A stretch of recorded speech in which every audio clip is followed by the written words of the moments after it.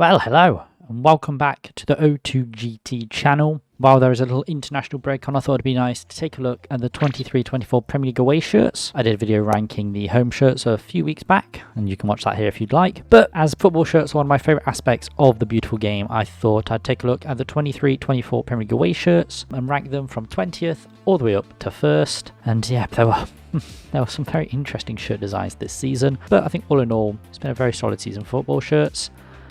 So without further ado, let's jump in, and at 20th place I've got Brentford. Now there's not much to say about this one really. It was last year's shirt, quite plain, and I wasn't really a fan of the colour. The retro badge is cool though, but as it's a pull through from last season, I can only give it 20th, although I do understand the rationale behind it and I do respect it as well. But for the purposes of ranking shirts, it's bottom of the pile. Okay, and then we move on to 19th place and we've got Burnley.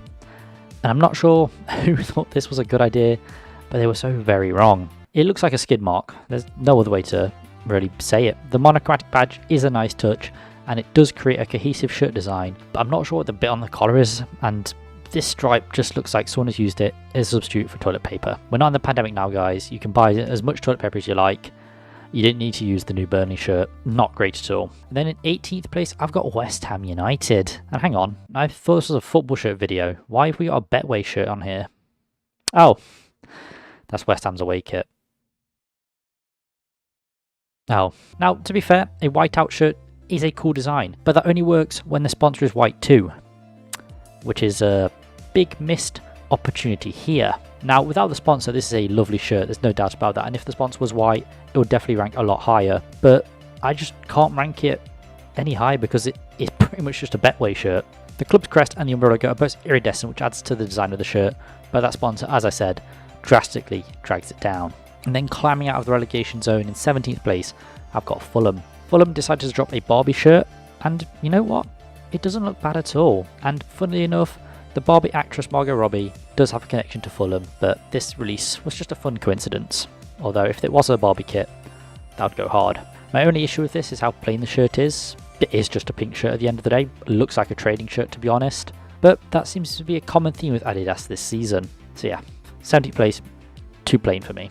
And then in 16th place, I've got Arsenal. Probably going from the plainest shirt to one of the most out there shirts of this season. It's the Arsenal away shirt. And when I first saw this shirt leaked, I was certain to be bottom of the pile. And while it is still awful, there are shirts I dislike more. And it has grown on me a slight bit after seeing it on the players. It's a very bold colour scheme. A fluorescent yellow with black and then blue accenting colours. Now, I'm a fan of a fluorescent shirt, as you can tell. But the design just really doesn't do it justice. Those black lines allegedly take inspiration from the map of Islington. If anyone would like to show me where, I'd love to take a look because I don't think Islington looks like this. Just looks odd all in all. I don't think it's as terrible as everyone has been making out, but it's certainly not great either. And then 15th place, I've got Bournemouth. And then on the entire other end of the spectrum, we have the Bournemouth away shirt. Now this shirt is not plain by any means, just like the Arsenal shirt, unless you're looking at the sleeves, but I'm just not really a fan of the design. It is inspired by the waves on the south coast. To be honest, they've done everything right with the shirt design, having the badge and sponsor match the shirt design and matching those colours together, but I'm just not a fan of that wave graphic. I feel like if it was a different wave graphic, similar to one Southampton used last season, it could be a lot higher for me, but it's just the graphic that's really dragging it down. They've done everything right to create a nice shirt design. I just don't think the execution was great. I do apologise, Bournemouth fans. Then in 14th place, I've got Everton. Now Everton, so far, have managed to avoid getting that 80s Denmark template from Hummel and have received this stripe number instead. But if you know their third shirt, you know what's coming. It's a combination of their 92, 94 and 94, 96 away shirts, but it fails to look better than either of them. The kit pays homage to 90s Liverpool culture and fashion, using that to draw inspiration from these aforementioned kits. I do think a modern remake of either of those shirts would have been better than mashing them together, but I like the attempt to do something a bit different from Hummel, and that's really what you can always count on them for. They will try and do something a bit different, unless it's the 80s Denmark template. It's a decent shirt from Everton, but not great. And then 13th place, I've got Manchester United. Now, when I originally saw this shirt leak, I was not a fan, but the final product really isn't that bad, or not as bad as I initially expected. It's not a great shirt though, to be fair. It's reminiscent of the historic striped kits of the club's early history, with the red inspired by the city's distinctive red bricks, and the maroon represents the urban landscape that Manchester is known for, apparently. I think they just wanted to design a stripy shirt, to be honest. Although, if we just look at the long sleeve version, how many lines do you want on that kit, man? Like, what are those sleeves? Sometimes I feel like Adidas, they could have just changed the placement of the stripes for a much better looking shirt, but they're just stubborn. And they've created a monstrosity because of it. But yeah, it's not as bad as initially I thought it would be, but that stadium version is awful. Then in 12th place, I've got Newcastle United. Now Newcastle took inspiration from Saudi Arabia for this shirt, and I wonder why. This shirt features a green dazzled camo pattern with black and white trim on the collar and cuffs as a reference to their home colours. A monochrome Newcastle United logo completes a cohesive shirt design. And to be honest, it's a very nice looking shirt. It's just a shame about the sports washing. Honestly, I think the shirt would have been much higher if it wasn't for that main design inspiration. I can't really support that sort of thing. So yeah, it only makes 12th place. But on just an aesthetics basis, it's a nice looking shirt. And then in 11th place, I've got Luton Town. Now, there's not really much to say here. It's the same design as their home shirt, just with inverted colours. The design still works though, with the orange and white swapping places. This shirt doesn't seem to have the same sublimated design as the home kit did, which does knock it down, although it could still have that pattern and I just can't see it in any of the pictures. But it's still a very decent shirt all in all. Can't really fault it, but I would have liked to have seen a different design from Luton. Then in 10th place, I've got Wolverhampton Wanderers, Wolves. I'm not really sure what to think with this number. It was inspired by their 2021 third shirt, which was apparently their best ever selling shirt, which was originally inspired by the connection to Portugal. It has a greyish green detail colour and yellow trim to create a well-rounded shirt. The triangles give me Dorito vibes, which is fun, and considering Wolverhampton's past with Doritos, that's a nice little nod, but I don't think it was intentional. But it's not really a terrible shirt, but it's not great either. And in 9th place, I've got Liverpool. Liverpool have this Minecraft-ass shirt, but to be honest, doesn't look half bad. It's inspired by the iconic 95-96 away shirt, but with a more modern twist to it, you know. Minecraft, modern, it just works. I'm a fan of the original shirt, but this one doesn't capture the same feel as the one that inspired it. The cubes in the design really do give me that Minecraft vibe, and I feel like all modern pixels and stuff needs to stop, like for real. And I also feel like a darker green would have worked better to bring it closer to the original, but all in all, not terrible, just looks like a Minecraft shirt. And then in 8th place, we've got Sheffield United, and I'm about to contradict myself here, but I really like Sheffield United's away kit. It's a classic colour scheme that the club has used during the 80s and 90s, and it looks lovely, to be honest. It's a very simple shirt with a lovely stripe design throughout. The retro style collar also works really well in this design, and that's all topped off by a monochromatic logo which just looks class. Very solid effort from the blades. The sponsor does ruin it slightly, but I don't think it's enough to put it below that Liverpool shirt. And then in 7th place, I've got Aston Villa. And you know what? This is nice from Villa. It's a predominantly white shirt that features a unique and subtle design, showcasing the club's lion as represented them since 1874. I do like it when a shirt design implements an iconic element of the club's identity, such as the badge, and Castore have done so wonderfully here. The monochromatic badge also works wonders here too.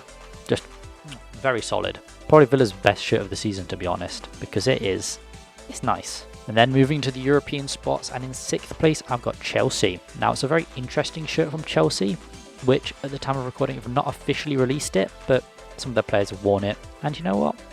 I quite like it. It sort of combines the 90s vibe they were going for. In my eyes, this shirt sort of captures the 90s vibe they're going for with the home shirt a lot better than the home shirt did, with an all-over digital print that gives it those retro futuristic vibes. The badge does look to be black and white, which is a very odd choice given the colour scheme. Black and blue would have looked a lot better in my opinion, but doesn't really detract too much from the shirt.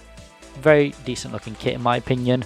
And then in 5th place, I've got Crystal Palace. Palace just sneak into the top 6 with this classically inspired number. It takes the sash, which has been a staple of many Palace shirts in the past, and combines that with a light blue from the early history. The sash design contains the words Crystal Palace Football Club, founded 1861, further linking back to the history, and all in all it's a very classy shirt. You know, it doesn't do too much, but it still looks lovely. So, you know, fair play for Macron, fair play Crystal Palace. And then in 4th place, entering the Champions League, or a return to the Champions League, for Nottingham Forest. Yes, Nottingham Forest continue to impersonate South American teams with its Argentina-esque design.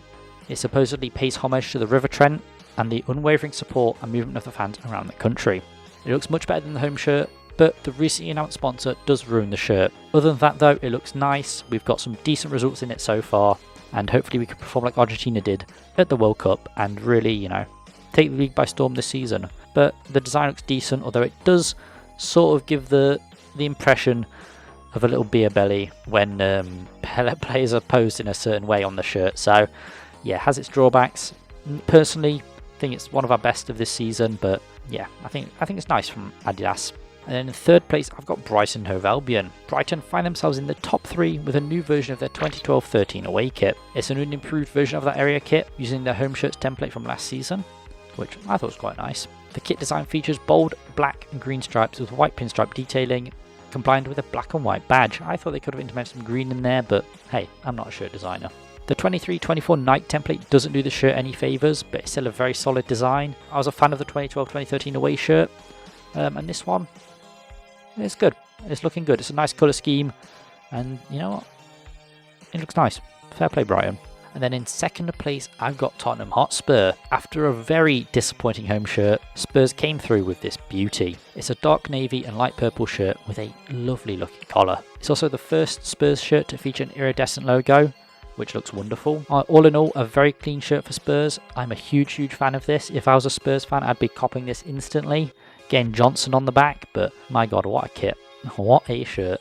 Honestly, if the top place team didn't do what they did, this one would be top. But they've just been beaten by my number 1 pick of Manchester City. This shirt is a thing of beauty. Absolutely phenomenal. It's a mostly off-white shirt with a maroon collar and cuffs, as well as shiny copper logos to create this wonderful looking kit. The shirt also features a subtle geometric design throughout the body of the kit, which just elevates it that bit further. Absolutely stunning shirt. Manchester City look amazing in it. The players look brilliant. It just looks phenomenal.